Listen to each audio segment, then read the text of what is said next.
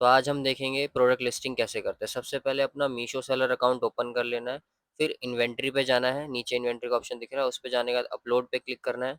फिर यहाँ अपनी कैटेगरी चूज करनी है। यहाँ काफ़ी सारी कैटेगरी आपको देखने को मिल जाएगी। मेंस की, वुमेन्स की, home and kitchen, fashion, makeup, ये सारी। मेरी तो है वुमेन्स फैशन, तो मैंने उस पर क्लिक कर दिया।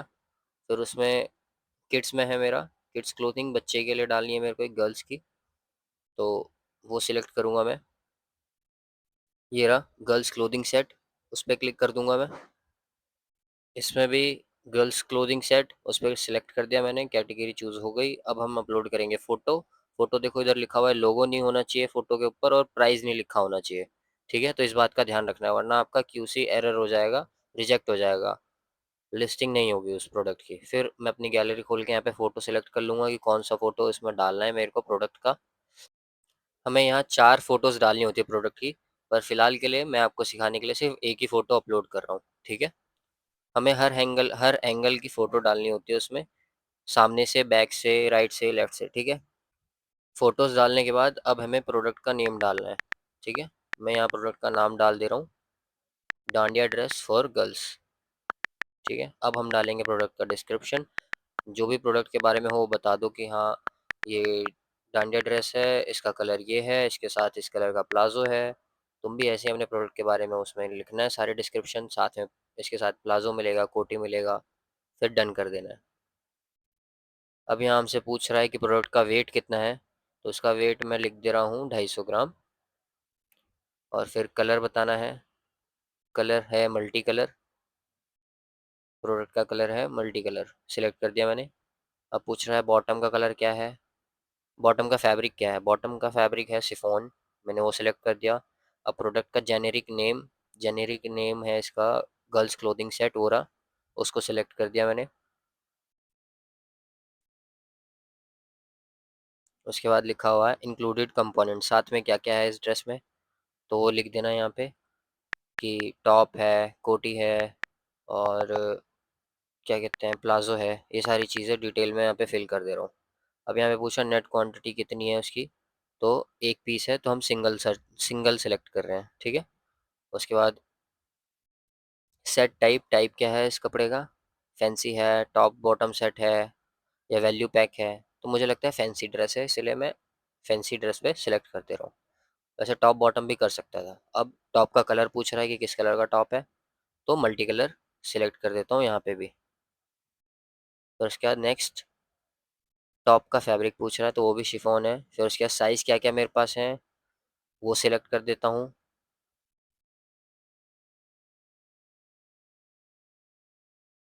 3 से 4 साल, 5 6 7, 7 से 8,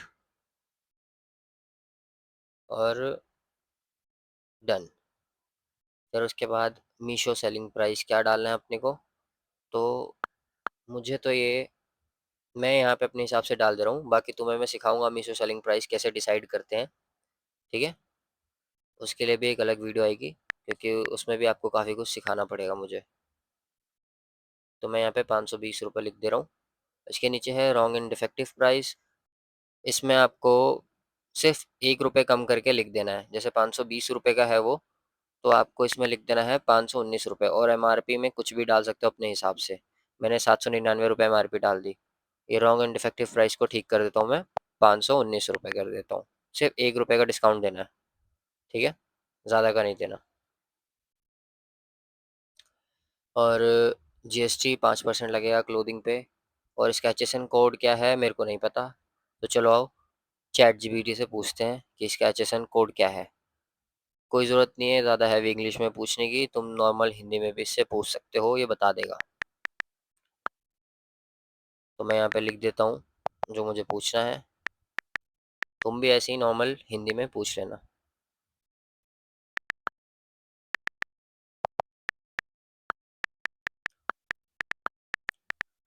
अगर तुमने चैट जीपीटी डाउनलोड नहीं कर रखा तो चैट जीपीटी डाउनलोड कर लो, काफ़ी हेल्प करेगा ये तुम्हारी ई कॉमर्स के काम में। ठीक है, फ़ोटोज़ वगैरह एडिट करनी हो, या कुछ भी एचएसएन कोड वगैरह पूछना हो, या कितना जीएसटी लगे ये पूछना हो, ये सब ये बता देगा।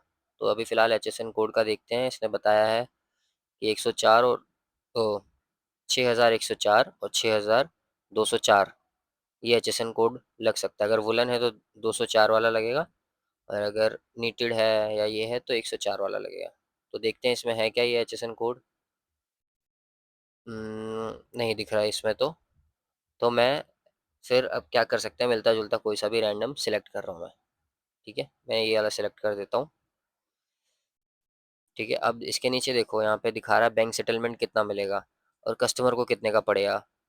तो देखो कस्टमर को सबसे नीचे देखो, इधर लिखा हुआ है 583 रुपये का पड़ेगा कस्टमर को। क्यों? क्योंकि 520 रुपये मेरा प्राइस है, शिपिंग चार्जेस 63 रुपये इसमें लग रहे हैं। ठीक है, और मेरे को बैंक सेटलमेंट मिलेगा 508 रुपये का, क्योंकि बाकी ये GST वगैरह ये सारी चीज़ें सेटल होंगी। अब इधर पूछ रहा है कंट्री ऑफ ओरिजिन, तो मैन्युफैक्चरर का कंट्री ऑफ ओरिजिन इंडिया है। मैन्युफैक्चरर का नाम नहीं पता तुम्हें, अपना नाम डाल दो, अपना नाम नहीं मतलब अपनी कंपनी का नाम डाल दो। ठीक है, मैन्युफैक्चरर का एड्रेस यानी कि आपकी शॉप का एड्रेस वही डाल दो, आप ही मैन्युफैक्चरर हो फिलहाल तो। ठीक है, पिन कोड डाल देंगे, सारा एड्रेस डाल देंगे। अब उसके बाद पैकर का नाम, यहाँ पे अपना नाम डाल दो, और पैकर का एड्रेस, पैकर का पिन कोड, ये सारी चीज़ें। बाकी इंपोर्टर का नेम, ये सारी चीज़ें नॉट रिक्वायर्ड है तो नहीं डालेंगे। बस उसके बाद आगे बढ़ जाएंगे। एक ये मिस हो गया, चलो इसको भी फिल करके आगे बढ़ते हैं।